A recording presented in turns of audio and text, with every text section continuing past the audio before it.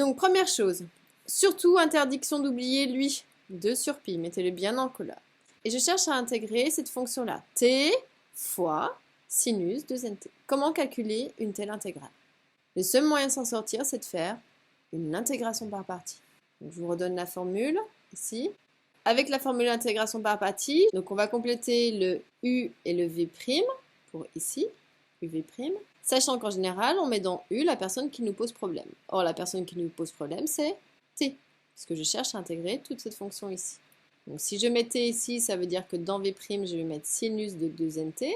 Pour u, je dérive, donc dérivée de t, 1.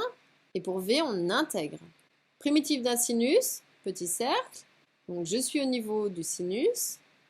Pour dériver, on descend sur le cercle. Donc, pour la primitive, c'est un P, je vais monter.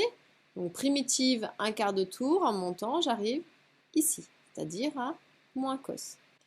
Mais ici, c'est faux, parce que je n'intègre pas juste sinus T, j'intègre sinus de 2nt. Donc, il ne faut pas oublier de diviser par 2n. Alors, faites attention de bien écrire pour que le n ne se transforme pas en pi. Ça aussi, c'est une erreur assez classique. Et donc maintenant, je vais pouvoir utiliser ma formule et remplacer pour pouvoir calculer. Sachant qu'on essaye de ne pas oublier le premier élément qui est lui. Donc ça va faire 2 sur pi. Donc là, tout de suite parenthèse, parce que dans l'intégration par partie, il y a une différence. De quoi? Donc crochet. On me dit UV. Donc ça fois ça. C'est-à-dire, donc avec le coefficient, ça va faire moins t cosinus de 2nt sur 2n, pris entre 0 et pi, moins l'intégrale entre 0 et pi de quoi?